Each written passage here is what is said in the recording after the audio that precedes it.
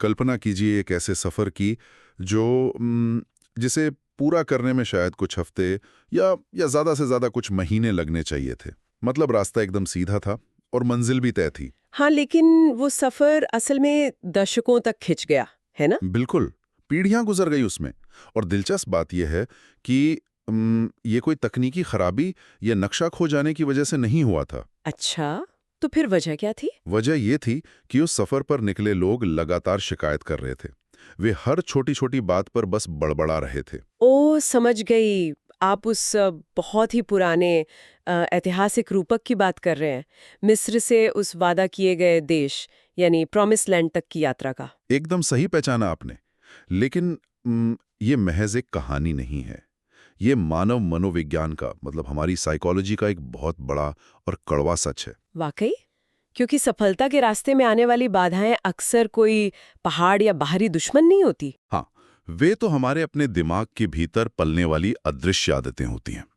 और इसीलिए आज हम इस विस्तृत चर्चा में सफलता के 7 मूक हत्यारों यानी साइलेंट किलर्स पर बात करने जा रहे हैं। ये बहुत जरूरी विषय है। बिल्कुल, ये वे अंधे की मानसिक बीमारियां और व्यवहार हैं जो हमारी प्रगति को अंदर ही अंदर दीमक की तरह खत्म कर देते हैं। ठीक है, आइए इसे थोड़ा विस्तार से समझते हैं। मुझे लगता है कि ये चर्चा बहुत सी आंखें खोलने वाली है ना? हम अक्सर ये मानकर चलते हैं कि सफलता का गणित बहुत सीधा है। मतलब बस कड़ी मेहनत करो और सफल हो जाओ। हाँ, ज्यादातर लोग यही सोचते हैं। लेकिन हम उन मनोवैज्ञानिक तंत्रों को पूरी तरह नजरअंदाज कर देते हैं जो हर कदम पर हमें पीछे खींचने का काम कर रहे हैं। यहाँ जो सबसे दिलचस्प बात है वो ये है कि हम असफलताओं का कारण हमेशा अपने से बाहर खोजते हैं। मतलब अर्थव्यवस्था खराब है, परिस्थितियां मेरे खिलाफ है या किस्मती खराब है। बिल्कुल, दूसरों पर दोष मढ़ना सबसे आसान होता है। सही कहा। लेकिन जब हम गहराई में जाते हैं तो पता चलता है कि असली लड़ाई आत्मनियंत्रण की है, यानी खुद पर महारत हासिल करने और बाहरी दुनिया के साथ हमारे संवाद की है। ये बहुत गहरी बात है। और पता है, ये मूक हत्यारे इसलिए खतरनाक नहीं है क्योंकि ये बहुत ताकतवर हैं, बल्कि इसलिए खतरनाक है क्योंकि ये पूरी तरह से अदृश्य हैं। मतलब इंसान को पता ही नहीं चलता कि वो खुद को नुकसान पहुंचा रहा है। बिल्कुल, इंसान को एहसास ही नहीं होता कि वो खुद अपने हाथों अपनी नाव में छेद कर रहा है। वो नाव वाले उदाहरण से मुझे एक बहुत अच्छी बात याद आई। उसी से शुरू करते हैं। सफलता के इन मूक हथियारों में से एक बहुत ही बड़ा हत्यारा है बहाव के साथ बहना, या जिसे हम ड्रिफ्टिंग कहते हैं। हाँ, ड्रिफ्टिंग, ये बहुत आम है। हमारे स्रोत सामग्री में एक बहुत ही सटीक और प्रभावशाली तथ्य है। बहाव के साथ बहने की एक सबसे बड़ी समस्या ये है कि आप कभी भी ऊंचाई की ओर या अपहिल नहीं बह सकते। ये एक शानदार रूपक है ना? मतलब अगर एक नाव नदी में बिना चप्पू के छोड़ दी जाए तो गुरुत्वाकर्षण और पानी का तेज बहाव उसे हमेशा नीचे की ओर ही ले जाएगा। हाँ, वो अपने आप कभी पहाड़ की चोटी पर तो नहीं पहुंच सकती। बिल्कुल नहीं। वो नदी के उद्गम स्थल तक वापस नहीं जा सकती, उसे हमेशा नीचे ही जाना होगा। देखो, ये भौतिक विज्ञान का एक ऐसा नियम है जो हमारे मनोविज्ञान पर हूबहू लागू होता है। हमारा जो ब्रेन है ना, वो विकासवादी दृष्टिकोण से ऊर्जा बचाने के लिए डिजाइन किया गया है। ऊर्जा बचाने के लिए? मतलब वो आलसी है? एक तरह से हाँ। जब हम कोई निर्णय नहीं लेते, जब हम बस परिस्थितियों के अनुसार ढल जाते हैं, तो हमारा दिमाग ऑटो पायलट मोड में चला जाता है। अच्छा, तो इसे ही बहाव के साथ बहना कहते हैं। एकदम सही। ये बहुत आसान लगता है क्योंकि इसमें कोई मानसिक संघर्ष नहीं है। आपको कुछ सोचना नहीं पड़ता। हाँ, बस जो हो रहा है होने दो। लेकिन यही सबसे बड़ी समस्या है। गुरुत्वाकर्षण हमेशा नीचे की ओर खींचता है और जीवन में जो कुछ भी मूल्यवान है, जैसे सफलता, रिश्ते, स्वास्थ्य, वो हमेशा ऊंचाई पर होता है। क्या बात है! मतलब हर अच्छी चीज अपहिल है। बिल्कुल, उसके लिए बहाव के खिलाफ जाना ही पड़ता है। जब इंसान सक्रिय रूप से कोई निर्णय नहीं लेता, तो वो तकनीकी रूप से नीचे जाने का ही निर्णय ले रहा होता है। ये तो बहुत डरावना विचार है। मतलब अगर मैं कुछ नहीं कर रहा हूं तो मैं एक ही जगह पर नहीं हूं, बल्कि मैं नीचे जा रहा हूं। हाँ, आप ड्रिफ्ट कर रहे हैं। और यहीं पर वो मिस्र की यात्रा वाला रूपक वापस आता है। मुझे समझ आ रहा है। हाँ, उसे इससे कैसे जोड़ेंगे आप?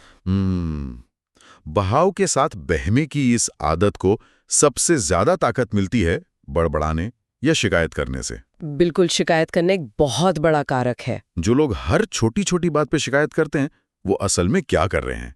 वे कोई समाधान नहीं ढूंढ रहे होते हैं, वे बस बहाव के साथ बह रहे हैं और रो रहे हैं। ड्रिफ्टिंग का ही एक मुखर रूप है। मतलब वो बोल कर ड्रिफ्ट कर रहे हैं। ओह, ये बहुत अच्छा तरीका है इसे समझने का। और इसका एक वैज्ञानिक पहलू भी है। जब कोई व्यक्ति लगातार शिकायत करता है तो उसके दिमाग में एक बहुत ही विशिष्ट न्यूरोलॉजिकल प्रक्रिया चल रही होती है। अच्छा, दिमाग के अंदर क्या होता है उस वक्त?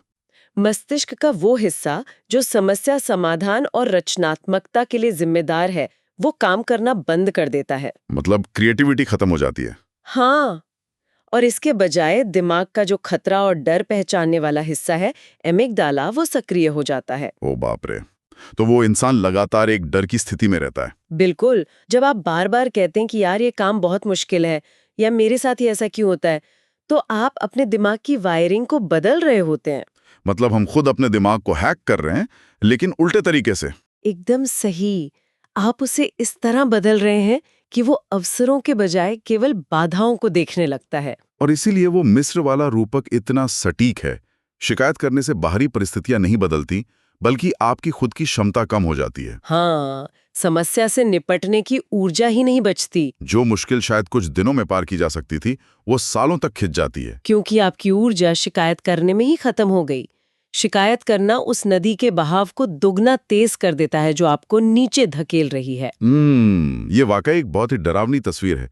शिकायत करना सिर्फ एक बुरी आदत नहीं है, ये एक तरह का मानसिक लकवा है जो यात्रा को जानबूझकर लंबा कर देता है। बिल्कुल सही कहा आपने। तो अगर बहाव के साथ बहना और शिकायत करना हमें नीचे ले जा रहा है, तो जाहिर है कि हमें चप्पू उठाकर गुरुत्वाकर्षण के खिलाफ जाना होगा। हाँ, मेहनत तो करनी होगी। अब यहीं पे मेरी सबसे बड़ी उलझन है। बताइए, क्या उलझन है? जब हम गुरुत्वाकर्षण के खिलाफ जाने की बात करते हैं, तो अक्सर कहा जाता है कि हमें खुद को मजबूर करना चाहिए। मतलब थके होने पर भी काम पूरा करने का रहस्य। हाँ, ये एक बहुत आम सलाह है सफलता की दुनिया में। कहा जाता है कि हर दिन कम से कम 10 विशिष्ट कार्यों को पूरा करने की जिद होनी चाहिए। लेकिन मुझे इस विचार से गंभीर आपत्ति है। अच्छा, कैसी आपत्ति? देखिए, क्या सफलता के लिए खुद को लगातार मजबूर करना अंततः इंसान को तोड़ नहीं देगा? क्या ये व्यवहारिक है? आज हम ऐसे दौर में जी रहे हैं जहां बर्नआउट, मानसिक तनाव और डिप्रेशन एक महामारी बन चुके हैं। आपकी चिंता बिल्कुल जायज है। बहुत से लोग यही सवाल उठाते हैं। तो फिर खुद को इस तरह एक मशीन की तरह धकेलना तो बहुत ही अस्वस्थ लगता है। ये आपत्ति पूरी तरह से जायज है। अगर हम इस खुद को मजबूर करने की अवधारणा को सिर्फ गधों की तरह बिना सोचे समझे काम करने से जोड़ेंगे, तो निश्चित रूप से परिणाम बर्नआउट ही होगा। तो फिर इसका असली मतलब क्या है? यहाँ जिस तंत्र की बात हो रही है, वो शारीरिक रूप से खुद को प्रताड़ित करने के बारे में नहीं है। ये आत्मनियंत्रण और मानसिक बाधाओं को पार करने के बारे में है। मानसिक बाधाएं मतलब शरीर की थकान नहीं? बिल्कुल। हमें ये समझना होगा कि हमारी ज्यादातर थकान वास्तव में शारीरिक नहीं होती। तो वो थकान क्या होती है? क्या वो महज एक भ्रम है? भ्रम नहीं, बल्कि बचाव की एक मनोवैज्ञानिक रणनीति है। हमारा दिमाग बहुत चालाक है। कैसे? जब हम कोई ऐसा काम करते हैं जो मुश्किल है, जिसमें असफलता का डर है या जो तुरंत कोई इनाम या डोपामिन नहीं देता, तो दिमाग हमें रोकने की कोशिश करता है। तो वो हमें रोकने के लिए थकान का नाटक करता है। एकदम सही। वो हमें थकान या ऊब का संकेत भेजता है। ये असली शारीरिक ऊर्जा की कमी नहीं है, बल्कि ये मानसिक प्रतिरोध है। ये तो बहुत ही अजीब बात है। मतलब मेरा दिमाग ही मेरे खिलाफ खेल रहा है। हाँ, ऊर्जा बचाने के लिए। तो जब सफलता के नियम ये कहते हैं कि थके होने पर भी खुद को धकेलें, तो उसका सीधा अर्थ ये है कि अपने दिमाग के इस धोखे को पहचानें। अच्छा, तो वो शारीरिक थकान से लड़ने को नहीं कह रहे, वो उस मानसिक धोखे से लड़ने को कह रहे हैं। बिल्कुल। जब आप उस मानसिक प्रतिरोध की दीवार को पार कर लेते हैं, तो अचानक आपके भीतर ऊर्जा का एक नया स्रोत खुल जाता है। यानी दिमाग शरीर से बहुत पहले ही हार मानने का नाटक करने लगता है ताकि उसे ऊर्जा खर्च न करनी पड़े। एकदम सही समझा आपने। और इसी दीवार को तोड़ने के लिए वो हर दिन 10 विशिष्ट काम करने वाली रणनीति काम आती है। लेकिन 10 काम एक दिन में बहुत ज्यादा नहीं हो जाते? ये 10 काम कोई पहाड़ तोड़ने वाले काम नहीं है। ये बहुत छोटे लेकिन उद्देश्यपूर्ण कदम हो सकते हैं। जैसे कि कोई ईमेल भेजना है या अपना कमरा साफ करना? हाँ, बिल्कुल।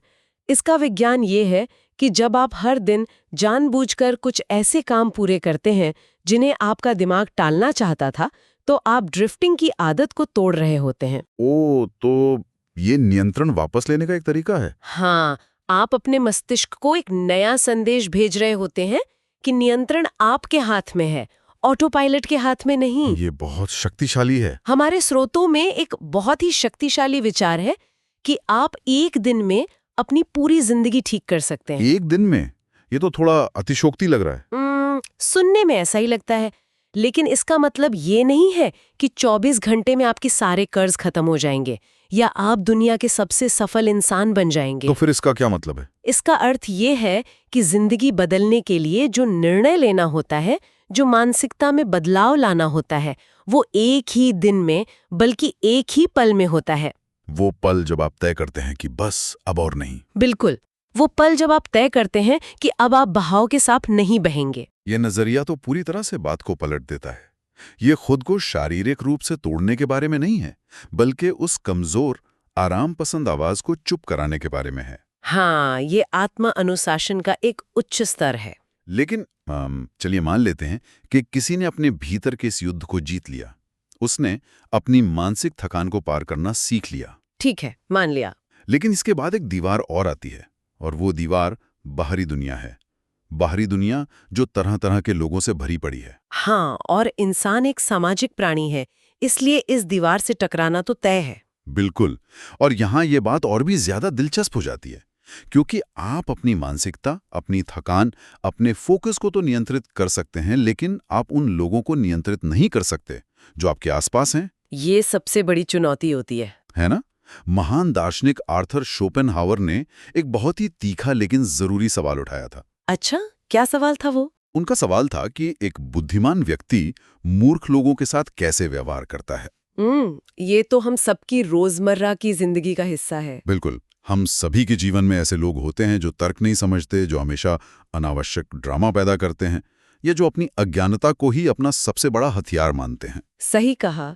हर ऑफिस में, हर परिवार में ऐसे लोग मिल ही जाते हैं। हाँ, और अक्सर लोग सोचते हैं कि एक सफल या मजबूत इंसान वो है जो ऐसे लोगों से बहस करे और उन्हें गलत साबित करे।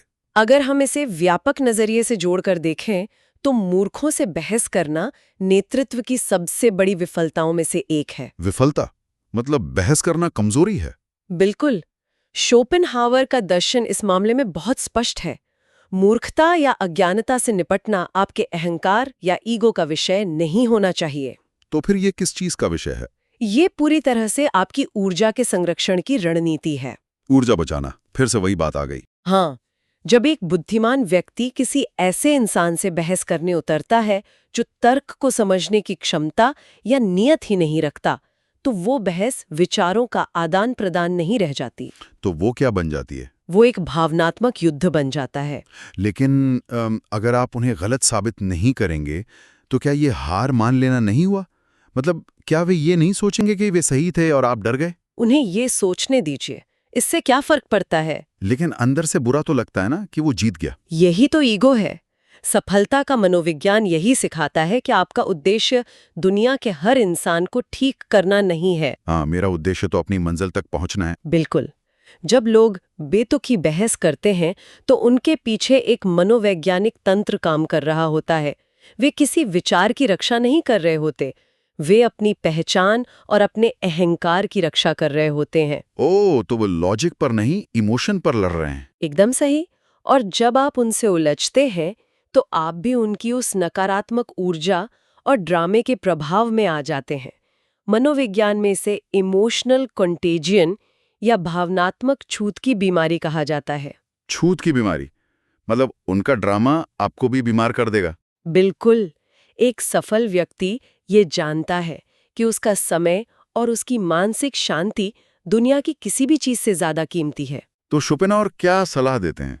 शोपेनहावर के अनुसार मूर्खता को नजरअंदाज करना कोई कमजोरी नहीं है, यह एक अत्यंत उच्च स्तर की बौद्धिक ढाल है। बौद्धिक ढाल? क्या शानदार शब्द है। हाँ, आप अपनी उस ऊर्जा को बचा रहे हैं जिसका इस्तेमाल आपको अपने उन 10 जरूरी कामों को पूरा करने में करना है। तो असल में आप मूर्खों से बचने के लिए नहीं, बल्कि खुद को बचाने के लिए किनारे से निकल जाते हैं। आप अपनी उस नाव को भंवर में फंसने से रोक रहे हैं। बिल्कुल सही। ये बहुत ही तार्किक बात है। लेकिन असली दुनिया की एक और मजबूरी है। वो क्या? आप हर इंसान से बचकर नहीं निकल सकते। हाँ, ये भी सच है।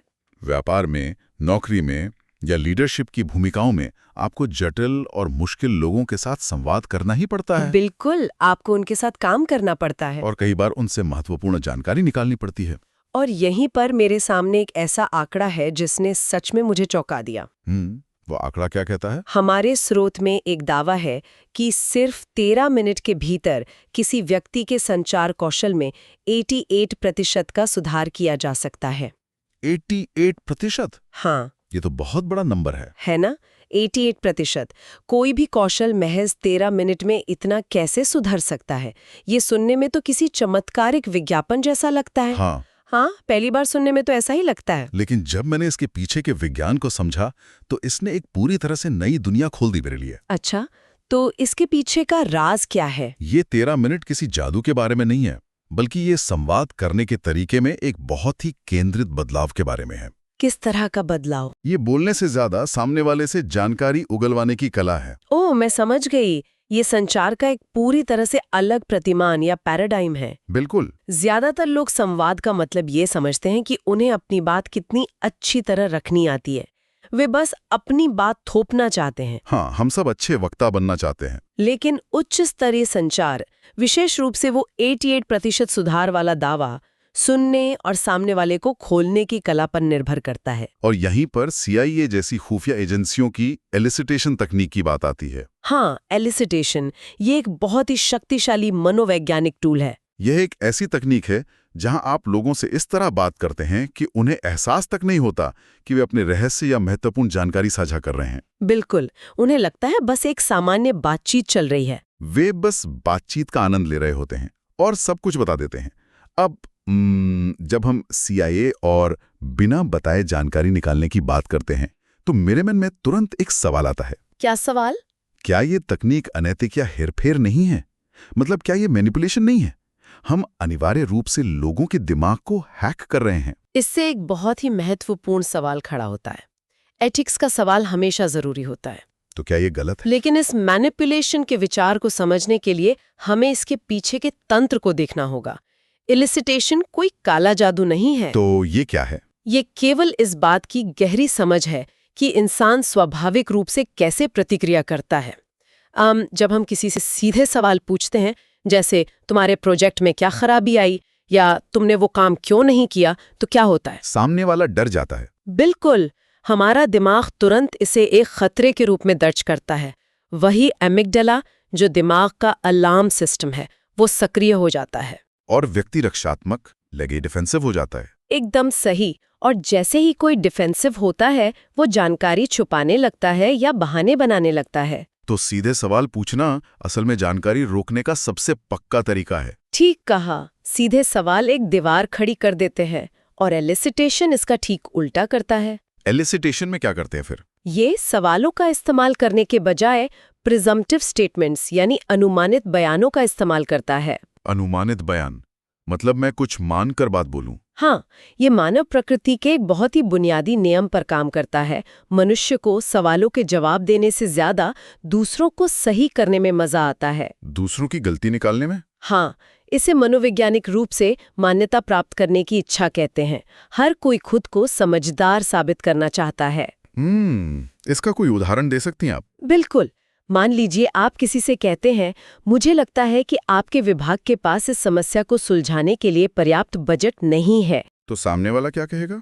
सामने वाला व्यक्ति खुद को और अपने विभाग को महत्वपूर्ण साबित करने के लिए तुरंत कहेगा, नहीं, बजट की समस्या नहीं है, असल में हमारी तकनीकी टीम के पास नया सॉफ्टवेयर नहीं है। ओहो क्या बात है। देखा आपने? तो आपने सवाल नहीं पूछा कि समस्या क्या है, लेकिन आपको ठीक वही जानकारी मिल गई जो आपको चाहिए थी।